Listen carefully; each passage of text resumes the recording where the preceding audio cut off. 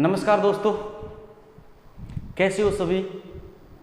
उम्मीद करता हूँ, आशा करता हूँ कि आप सब लोग स्वस्थ हो, तंदुरुस्त हो और जहाँ भी हो आपकी पढ़ाई बहुत अच्छी चल रही है।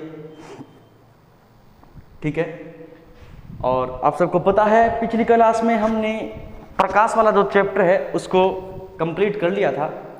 आज हम कुछ प्रकाश से संबंधित चैप्टर से संबंधित न्यूमेरिकल्स पढ़ने वाले हैं। कुछ मैथमेटिक्स काम पोर्शन है इसका, वो अपन पढ़ने वाले हैं। ठीक है, तो चलें अपनी क्लास को स्टार्ट करते हैं। उससे पहले आप सबसे रिक्वेस्ट है कि क्लास को ज़्यादा से ज़्यादा शेयर किया करें, क्लास को ज़्यादा से ज़्यादा शेयर किया करें और चैनल को सब्सक्राइब करें, बेल आइकन को प्रेस करें ताकि आपको हमारी आने वाली क्लासों के नोटिफिकेशन आसानी से मिल सके और आप घर बैठ करके हमारी क्लासों का भरपूर आनंद लें, पढ़ें, अपनी तैयारी को और सुदृढ़ बनाएं। इसके साथ साथ में आप सबको पता है हमने 1 तारीख से स्पेशल साइंस का बैच शुरू कर दिया है, जिसमें इच्छुक विद्यार्थी जो एएलपी की तैयारी करना चाहते हैं, एएलपी की ही नहीं और भी अन्य भर्तियों की तैयारी करना चाहते हैं, वो स्पेशल साइंस का कोर्स बैच ज्वाइन करें और अपनी साइंस को और भी मजबूत बनाएं। दोस्तों, आरएएस एसआई महिला एएसआई के बैच हमने शुरू कर रखे हैं। आप ज्वाइन कर सकते हो हमारी कोचिंग में आकर के, हमारे इंस्टीट्यूट में आकर के, vision institute, new bus stand, Suratgarh के पास। ठीक है, चलें अपन चलते हैं आज का हमारा पहला क्वेश्चन। और जो पहला क्वेश्चन है वो आपकी स्क्रीन पर आपको दिया गया है। दिखाई दे रहा होगा सबको? हाँ, दिखाई दे रहा होगा सबको। अगर नहीं दे रहा है तो कोई दिक्कत नहीं है, अपन बात करते हैं। देखो, मैं आपको पढ़ करके बता दूंगा, कॉपी पेन बस पास में रखना।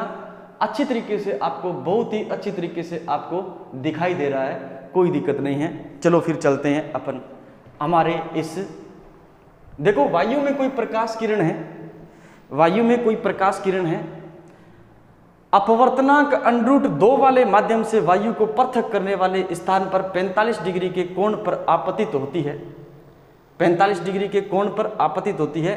किरण माध्यम में खाली स्थान के कोण पर अपवर्तित होगी।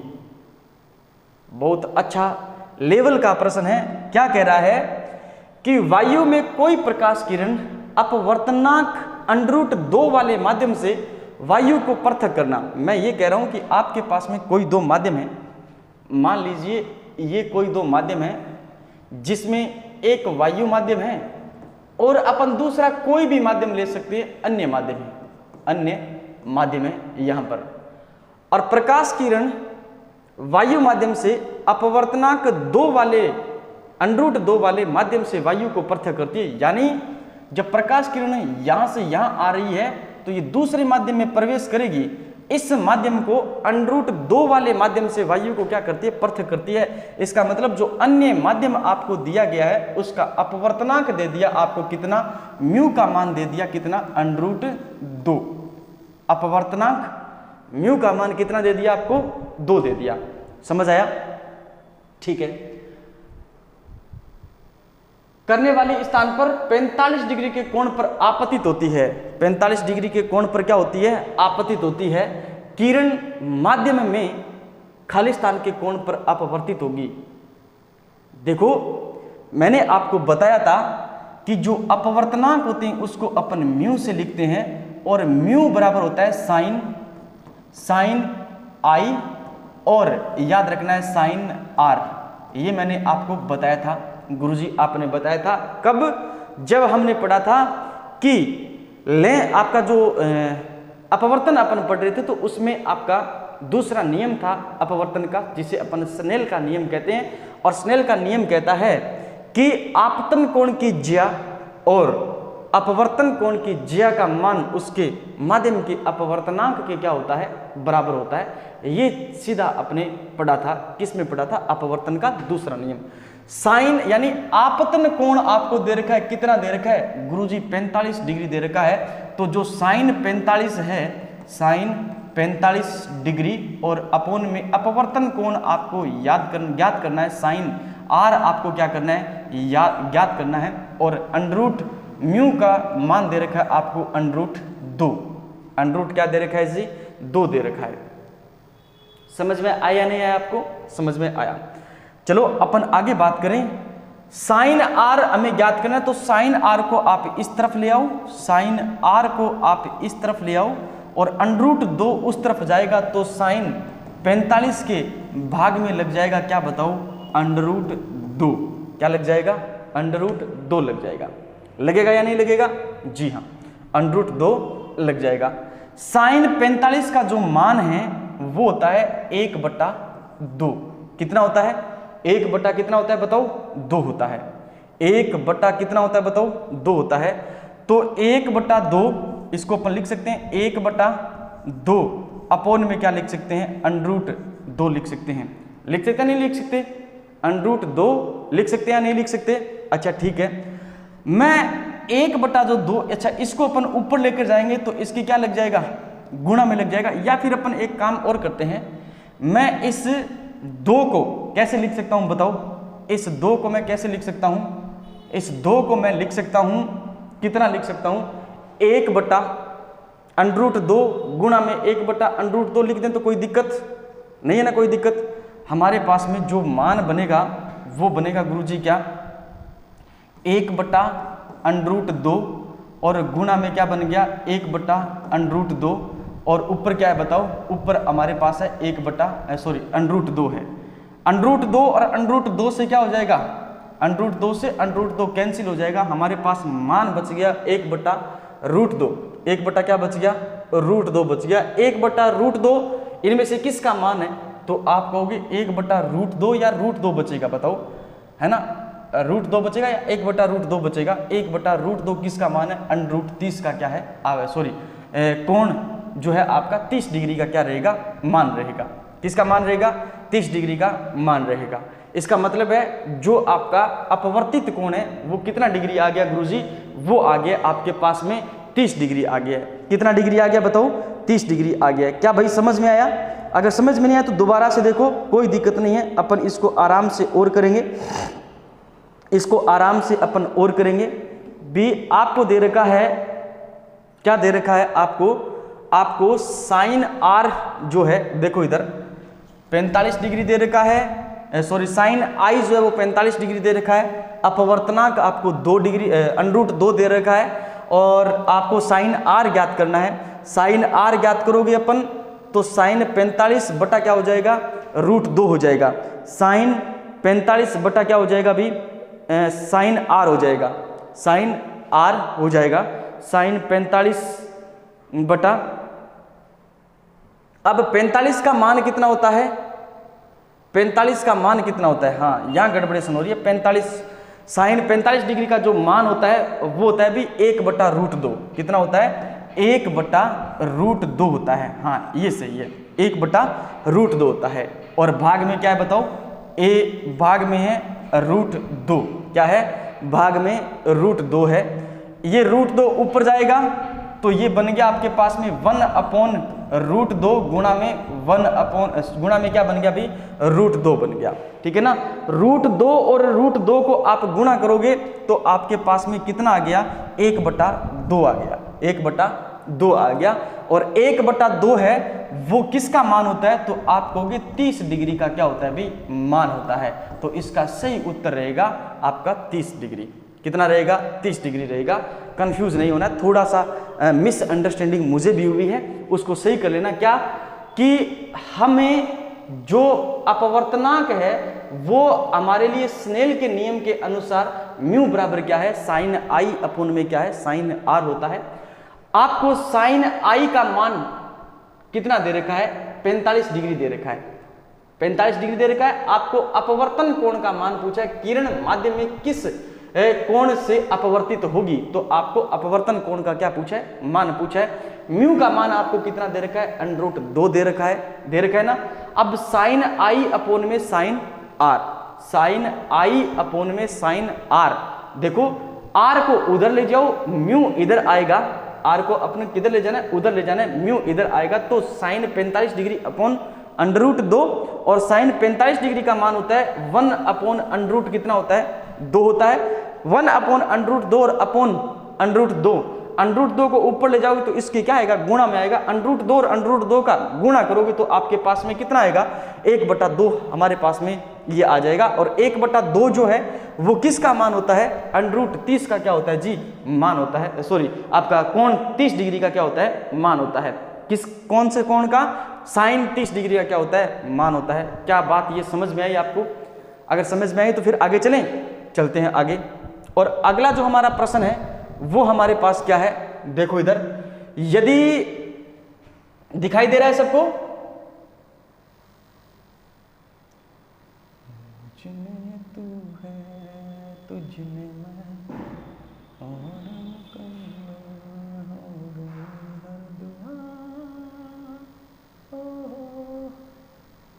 चलते हैं भाई। देखो, यदि कोई प्रकाश हवा से किसी माध्यम ए में प्रवेश करता है जिसका अपवर्तनांक 1.3 है, तो माध्यम ए में प्रकाश की चाल क्या होगी। यदि कोई प्रकाश हवा से किसी माध्यम ए में प्रवेश करता है, किसी माध्यम, एक बार मैं वीडियो को देख लेता हूं, आप तब तक बोर्ड पे ध्यान रखना और ये क्वेश्चन करने की भी आप प्रयास करना है। हाँ जी, आपको अच्छी तरीके से दिखाई दे रहा है, बिल्कुल एकदम अच्छी तरीके से आपको दिखाई दे रहा है। चलें आगे, देखो इधर, यदि कोई प्रकाश हवा से किसी माध्यम ए में प्रवेश करता है, इसका मतलब क्या है, देखो इधर सारे, थोड़ा सा इसको सही कर लेते हैं अपन,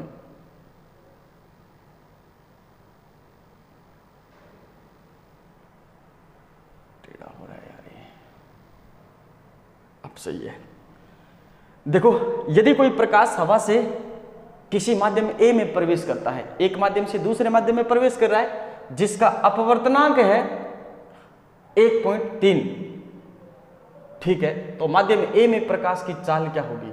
बी का अपवर्तनांक दे रखा है 1.3, और आपने ये भी पढ़ा होगा अपवर्तनांक के बारे में कि जो म्यू बराबर है वो होता है सी अपोन में क्या होता है, वी होता है, सी अपोन में क्या होता है, वी होता है, ठीक है ना। सी क्या है यहां पर, सी है प्रकाश का वेग, क्या है, प्रकाश का वेग है, प्रकाश का वेग है, और v क्या है, v याद रखना प्रकाश का माध्यम में वेग है, माध्यम में क्या है बताओ, वेग है, और म्यू क्या है, म्यू माध्यम का क्या है बताओ, अपवर्तनांक है, माध्यम का अपवर्तनांक है, अपवर्तनांक है। आपको क्या क्या चीज दी गई है, प्रकाश का वेग आप सब जानते हो, प्रकाश का वेग कितना होता है निर्वात में, 3 × 10⁸ मीटर प्रति क्या होता है भाई, सेकंड होता है, ये सबको पता है। v माध्यम में प्रकाश का वेग आपको ज्ञात करना है, और माध्यम का अपवर्तनांक दे रखा है आपको कितना, 1.3 दे रखा है, कितना दे रखा है, 1.3 दे रखा है। तो 1.3 बराबर c रख दो आप, कितना, 3 × 10⁸ मीटर प्रति सेकंड, और अपोन में क्या है, v है, अपोन में क्या है, v है। v आपको ज्ञात करना है, ये इधर जाकर के 3 × 10⁸ और भाग में 1.3 पॉइंट हटाओगे तो ये याद रखना यहां पर लग जाएगी एक 0, क्या लग जाएगी, एक 0 लग जाएगी, है ना। फिर 13 एकम 13 और 13 दुए कितने हो गए बताओ, 26, 2 है ना, 13 दुए 26, 4 बच गए, उतारा 0, 40 हो गए, 13 तिये कितने हो गए बताओ, 39, 13 तिये कितने हो गए, 39, ठीक है ना। और ये लगभग आपका है 2.3 और 2.3 एक ही ऑप्शन के अंदर है, कितना है बताओ, बी, 2.3 × 10⁸ मीटर प्रति क्या हो जाएगा बताओ, सेकंड हो जाएगा। 2.3 गुणा 10 की पावर 8 गुणा 2.3 गुणा 10 की पावर 8 मीटर प्रति सेकंड हो जाएगा। समझे नहीं समझे? समझ गए? ये बात आपको याद रखना है। ऐसे प्रश्न अपवर्तनांक से संबंधित आते हैं और प्रकाश के वेग से संबंधित आते हैं। आपको कंफ्यूजन नहीं करना है किसी भी प्रकार से। आप उम्मीद करता हूं दोनों के दोनों न्यूमेरिकल आप समझ गए होंगे। समझा नहीं समझे? आगे चलें। तीसरा प्रश्न अपन करने जा रहे हैं और तीसरा न्यूमेरिकल है आज का हमारा। वो क्या रहेगा? देखो इधर, देखो तीसरा न्यूमेरिकल करते हैं अपन यहीं पर। और तीसरा न्यूमेरिकल हमें कह रहा है कि मान लीजिए कि एक चिकित्सक द्वारा प्लस 2.5D क्षमता के संशोधक लेंस की सलाह दी गई है। इस लेंस की फोकस दूरी क्या होगी? मैं एक बार से देख लेता हूं कि आपको ये सही तरीके से दिखाई दे रहा है या नहीं दे रहा है, उसके बाद में अपन इसको भी करेंगे। हाँ ठीक है, चलते हैं आगे। और आपको दे रखा है कि मान लीजिए कि एक चिकित्सक द्वारा प्लस 2.5D क्षमता, यानी लेंस की क्षमता दे रखी है आपको प्लस में, है ना? किस में दे रखी है बताओ? प्लस में दे रखी है। और संशोधक लेंस की सलाह दी गई है। इस लेंस की फोकस दूरी आपको क्या करनी है? ज्ञात करनी है। पहले तो आप मुझे बताओ किस लेंस की फोकस आपकी जो क्षमता होती है, फोकस क्षमता नहीं, क्षमता जो होती है वो प्लस होती है, और किस लेंस की जो क्षमता है वो नेगेटिव होती है। तो आप कहोगे उत्तल लेंस की जो फोकस आपकी जो क्षमता है वो पॉजिटिव होती है, और आपके इस अवतल लेंस की जो क्षमता है वो कैसी होती है? नेगेटिव होती है। तो देखो इधर अपन पढ़ते जा रहे हैं। क्षमता P बराबर होता है, याद रखना है, लेंस की क्षमता पावर बराबर 1 क्या होता है? F होता है। 1 क्या होता है अभी? F होता है। अब देखो यहां पर आपको जो फोकस लंबाई दी गई है वो सेंटीमीटर में दी गई है। फोकस लंबाई है वो सेंटीमीटर में दी गई है, जबकि अधिकतर हमें मीटर में मिलती है ना? थोड़ा सा इस बात को याद रखना है। सारे के सारे ऑप्शन सेंटीमीटर के अंदर आपको दिए गए हैं। P बराबर 1/F। और जब भी लेंस क्षमता से प्रश्न आता है तो फोकस दूरी को किस में मानना पड़ता है? हमें मीटर में मानना पड़ता है। और मीटर में नहीं देकर के अगर सेंटीमीटर में दी जाती है हमें ऑप्शन में, तो उसको मीटर से हटा करके किस में बदलना पड़ता है? सेंटीमीटर में बदलना पड़ता है। P जो है वो दिया गया 2.5 और 1 क्या दिया गया है? F दिया गया है। F आपको याद करना है, तो ये बन गया आपके पास में 1/2.5। 1/2 क्या बन गया भाई? 5 बन गया। देखो पॉइंट हटाओगे तो ऊपर क्या लग गया? 0 लग गया। ऊपर क्या लग गया? 0 लग गया। काटो इसको, 5 दूए कितने हो गए? 10 और 5 पांजे कितने हो गए बताओ? 25। यानी आपके पास में 2/5 आ गया है। और 2/5 आ गया, इसका मतलब 0 कितना आ रहा है? 5 चौके कितने हो गए? 20। 0.4 क्या आ गया? मीटर में आ रहा है। और इसको किस में बदलना है भाई? सेंटीमीटर के अंदर बदलना है। तो सबको पता है 1 मीटर बराबर 100 सेंटीमीटर होते हैं। तो 0.4 मीटर बराबर कितने सेंटीमीटर होंगे? तो 0.4 गुणा 100 से आप क्या कर दो? इसको गुणा कर दो। तो लगभग कितना आएगा? 0 0 और कितना आएगा? 4 एकम 4। एक अंक छोड़ करके क्या है? दशमलव है। तो लगभग क्या आ रहा है? ये 40 सेंटीमीटर आ रहा है। क्या आ रहा है? 40 सेंटीमीटर आ रहा है। अब सबको पता है लेंस कौन सा है आपके पास में? लेंस है उत्तल। कौन सा है बताओ? उत्तल लेंस है। और उत्तल लेंस की जो फोकस दूरी होती है वो आपको दी जाती है किस में? सबको पता है, प्लस में दी जाती है। किस में दी जाती है? प्लस में दी। आप कहोगे गुरुजी हमें कैसे पता चला उत्तल लेंस है या अवतल लेंस है? अरे आपको जो आपको दी गई है लेंस की क्षमता दी गई है वो प्लस में दी गई है। अब लेंस की क्षमता जो प्लस में दी गई वहीं से आपको पहचानना होगा कि लेंस कौन सा है। तो सबको पता है उत्तल लेंस की जो क्षमता है वो पॉजिटिव होती है, अवतल लेंस की क्षमता कैसी होती है? नेगेटिव होती है। प्लस है इसका मतलब हमारे पास में लेंस कौन सा है? तो आप कहोगे उत्तल लेंस है। और उत्तल लेंस है इसका मतलब फोकस दूरी भी किस में आएगी? पॉजिटिव में आएगी। किस में आएगी? पॉजिटिव में आएगी। तो इसका जो सही उत्तर है वो क्या रहेगा बताओ? प्लस 40 सेंटीमीटर रहेगा। प्लस 40 सेंटीमीटर रहेगा। क्या बताओ ये चीज आपको समझ में आई या नहीं आई? हाँ, जो भी देख रहा है, लाइव देख रहा है, प्लीज कमेंट बॉक्स में आप मुझे ये बताओ कि प्लस 40 सेंटीमीटर आंसर है वो किस किस ने निकाला है। ज्यादा से ज्यादा क्लास को शेयर करें, अधिक से अधिक स्टूडेंट्स को साथ में जोड़कर लेके आए, ठीक है ना। तो अपन आगे चलें नेक्स्ट प्रश्न की तरफ। और नेक्स्ट जो प्रश्न है वो कौन सा है अपन देखते हैं। ये लो आपकी स्क्रीन पर नेक्स्ट प्रश्न है, किसी वस्तु को एक 6 सेंटीमीटर फोकस लंबाई वाले अवतल दर्पण के सामने, फोकस लंबाई वाले है ना, फोकस लंबाई वाले अवतल दर्पण के सामने 24 सेंटीमीटर की दूरी पर रखा गया है, दर्पण द्वारा उत्पन्न आवर्धन खाली स्थान होगा। बहुत ही अच्छा प्रश्न है, हमारे लेवल का प्रश्न है, एनटीपीसी ग्रुप डी एएलपी के लेवल का प्रश्न है। और इस प्रकार के प्रश्न बहुत सारे आपको पीछे एग्जाम में आए हुए मिल जाएंगे आवर्धन क्षमता से संबंधित। आप थोड़ा सा देखो इधर, किसी वस्तु को एक 6 सेंटीमीटर फोकस लंबाई वाले अवतल दर्पण के सामने रखा गया है। दोस्तों आपको दर्पण देखो कौन सा दिया गया है, अवतल दिया गया है या फिर उत्तल दिया गया है। तो आपको भी गुरुजी अवतल दर्पण दिया गया है। अवतल दर्पण के लिए आपको चिन्ह परिपाटी याद होनी चाहिए, कौन सा मान आपको प्लस में लेना है, कौन सा मान आपको माइनस में लेना है, कौन सा मान आपको प्लस में लेना है और कौन सा मान आपको माइनस में लेना है, ये चिन्ह परिपाटी आपको याद होनी चाहिए। गुरुजी दर्पण अवतल है, इसलिए F बराबर जो है वो लिया जाएगा किस में, 6 सेंटीमीटर फोकस लंबाई वाले यानी -6 सेंटीमीटर लिया जाएगा। क्या समझ में आया, -6 सेंटीमीटर लिया जाएगा। ठीक है गुरुजी, समझ में आ गई बात। अगर ये बात आपको समझ में आ गई तो फिर आगे चलें।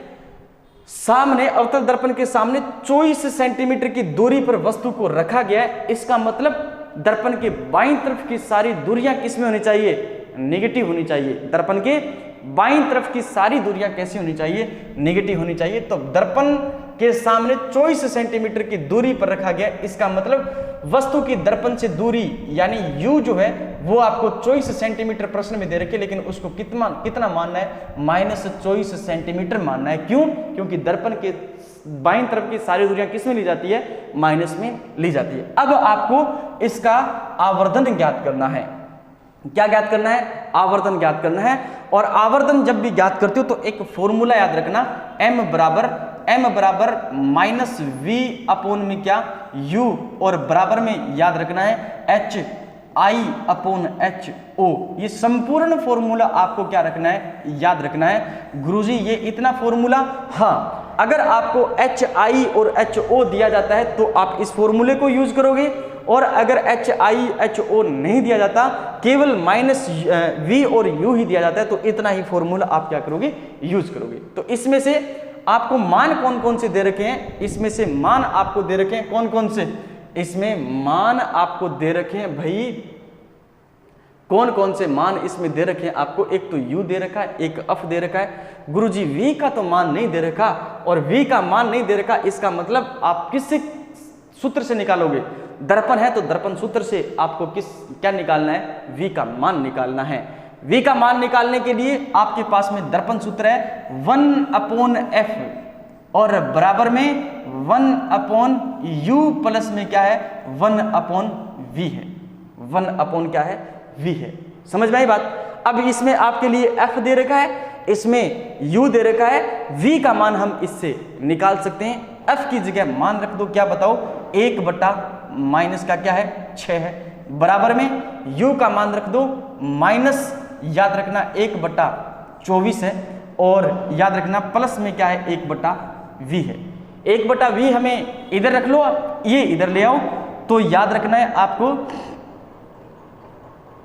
ये जो है ये कैसा है, ये याद रखना है, ये दे रखा है आपको, किस में दे रखा है, -24 दे रखा है, किस में दे रखा है, -24 दे रखा है आपको, ये वाला ये दे रखा है आपको -24, ठीक है ना। तो -1/6, और ये जो है ये पूरी वैल्यू ये माइनस में है, लेकिन ये कौन किस में है, प्लस में है ना, ये प्लस में, तो ये वैल्यू इधर आएगी तो माइनस में बदलेगी, और माइनस किस में हो जाएगा, प्लस में हो जाएगा, और प्लस 1/ क्या हो जाएगा बताओ, 24 हो जाएगा, और बराबर 1/ क्या है, v है। 6/24 का लघुत्तम कितना आता है, 6/24 का लघुत्तम है वो आता है आपके पास में 24, कितना आता है बताओ, 24 आता है, कितना आता है बताओ, 24 आता है।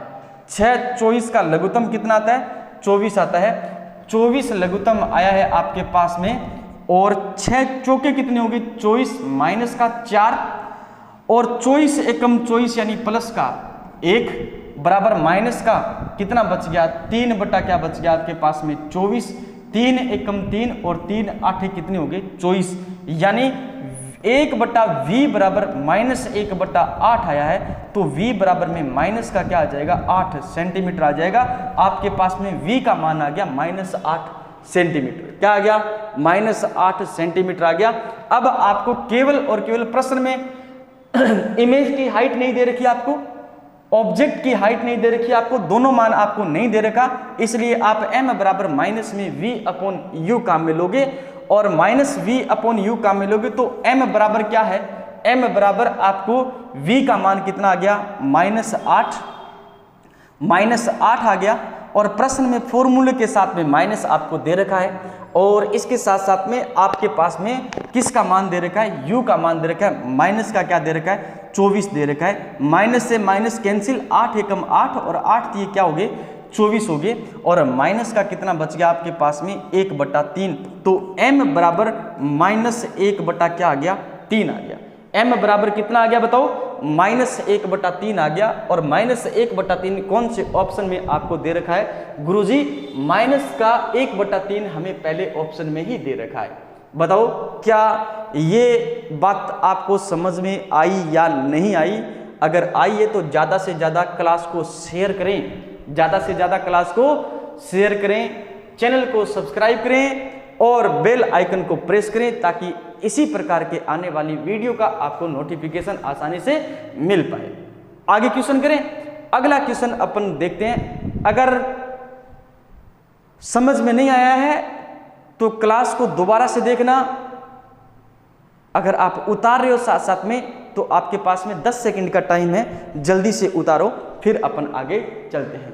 दोस्तों न्यूमेरिकल है, बहुत अच्छी तरीके से आपको समझ आने चाहिए। आराम से कर रहे हैं, धीरे धीरे कर रहे हैं। इसका मतलब है कि हम कोर्स या सिलेबस करने के हिसाब से नहीं पढ़ रहे, हम सीखते हुए पढ़ रहे हैं। हम क्या कर रहे हैं सीखते हुए पढ़ रहे हैं और सीखेंगे तभी तो हम एग्जाम में प्रश्न करके आएंगे। अगला क्वेश्चन देखते हैं। क्वेश्चन नंबर 6 आपके सामने स्क्रीन पर दे रखा है। देखो जल का अपवर्तनांक है, जल का अपवर्तनांक कितना दे रखा है आपको, इसमें आपको दे नहीं रखा ना। और जल का अपवर्तनांक आपके लिए कितना है देखते हैं। अभी जल का अपवर्तनांक आपके लिए कितना दे रखा है, जल का अपवर्तनांक आपको कितना दे रखा है भाई, प्रश्न में आपको इसमें नहीं दिया है। मैं एक बार आपको देख करके बताता हूं। जल का अपवर्तनांक जो है वो आपके लिए होगा, जल का अपवर्तनांक आपके लिए होगा 4/3 है भाई। जल का अपवर्तनांक कितना है दोस्तों आपके लिए बताया गया 4/3 है। इसको सही कर लेना, यहां पर कर लेना 4/3 है। जल का अपवर्तनांक 4/3 है। तो जल में प्रकाश की गति क्या होगी, जल में प्रकाश की गति क्या होगी। देखो सिंपल सा प्रश्न है और प्रश्न क्या है, म्यू बराबर आपको दे रखा है c/v। म्यू का मान 4 कितना है 3 है। c यानी प्रकाश का वेग निर्वात में 3 × 10⁸ मीटर प्रति सेकंड है और माध्यम में प्रकाश का वेग आपको ज्ञात करना है। ये इधर करोगे आप तो ये वैल्यू है वो इधर आएगी तो उल्टी हो जाएगी। 3 × 10⁸ गुणा में क्या हो जाएगा बताओ 3 बटा कितना हो जाएगा 4 हो जाएगा। 3 3 कितने हो गए बताओ 9 × 10⁻, कितना हो गया 8 और भाग में कितना है 4। 4 2 कितने हैं बताओ, 4 2 है गुरुजी 8, 1 बच गया और 4 2 फिर कितने आ गए, 4 2 कितने आ गए 8 आ गए। फिर आपके पास में 2 बच गया, उतारा 0, 4 5 कितने आ गए 20 आ गए और 2.25 × 10⁸ मीटर प्रति क्या आ गया आपके पास में सेकंड आ गया। 2.25 × 10⁸ मीटर प्रति सेकंड आपके पास में क्या आ गया भाई, ऑप्शन नंबर 1 इसका सही आंसर रहेगा। ऑप्शन नंबर 1 इसका बिल्कुल एकदम सही आंसर रहेगा। किया सबने, चलें आगे चलते हैं फिर। 3.0 सेंटीमीटर आकार वाली किसी वस्तु को एक 18 सेंटीमीटर फोकस दूरी वाले अवतल दर्पण के सामने 54 सेंटीमीटर की दूरी पर रखा गया है, निर्मित प्रतिबिंब खालिस्तान होगा और इसकी ऊंचाई खालिस्तान होगी। दोस्तों, ये जो न्यूमेरिकल है आपको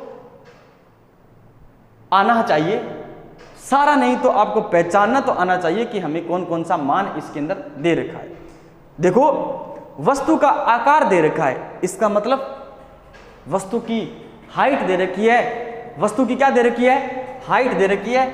यानी हमारे पास में HO यानी हाइट ऑफ ऑब्जेक्ट, वस्तु की हाइट दे रखी है 3.0 सेंटीमीटर।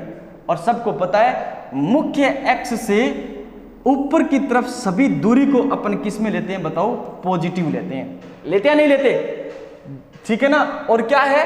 दर्पण है, तो दर्पण के बाईं तरफ की सारी दूरियां नेगेटिव में ली जाती है, दाईं तरफ की सारी दूरियां पॉजिटिव में ली जाती है। तो 3.0 सेंटीमीटर आकार वाली किसी वस्तु को 18 सेंटीमीटर फोकस दूरी वाले अवतल दर्पण की फोकस दूरी बताओ मुझे क्या होती है? ऋणात्मक होती है, तो -18 सेंटीमीटर हो जाएगी। क्या हो जाएगी? -18 सेंटीमीटर हो जाएगी।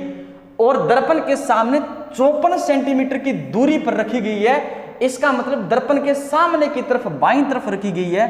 तो याद रखना है, दूरी दर्पण से वस्तु की दूरी U बराबर हो गया आपके सामने -54 सेंटीमीटर। क्या हो गया? -54 सेंटीमीटर हो गया।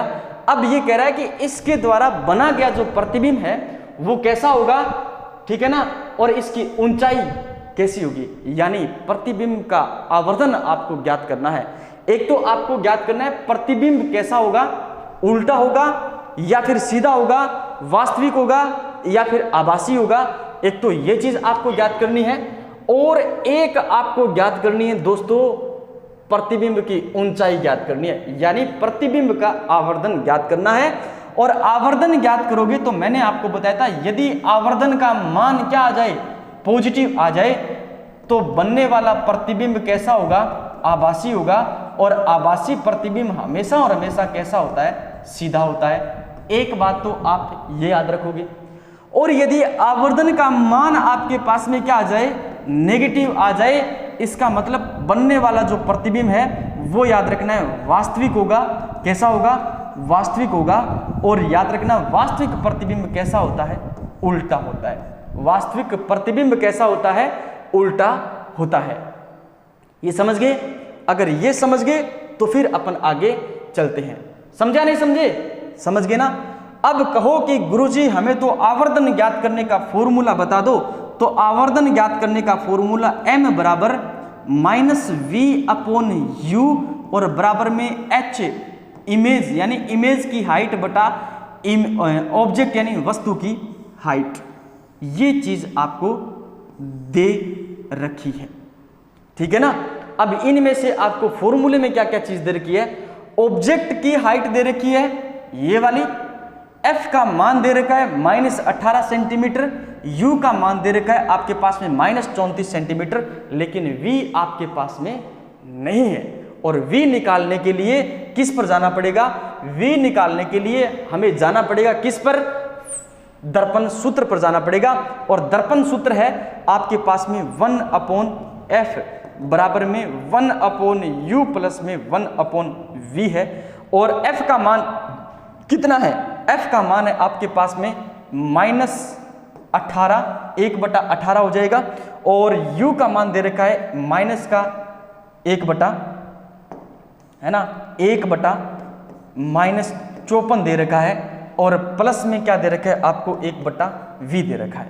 इस वैल्यू को इधर लेके आओगे तो ये पूरी वैल्यू माइनस में, इधर आएगी तो प्लस में हो जाएगी।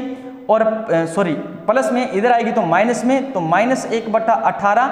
और ये वैल्यू इधर आएगी तो माइनस में जाएगी। और माइनस और इसका माइनस किस में बदलेगा? प्लस में बदलेगा। और प्लस का कितना हो जाएगा? 1/54 और बराबर में 1/ क्या आ जाएगा? V आ जाएगा। -18 54 का जब आप लघुत्तम लोगे तो लगभग आपके पास में लघुत्तम आता है, कितना आता है? 18 और 54 का लघुत्तम लेकर के देखें कितना आएगा, बताओ। 18 और 54 का लघुत्तम आपके पास में कितना आएगा?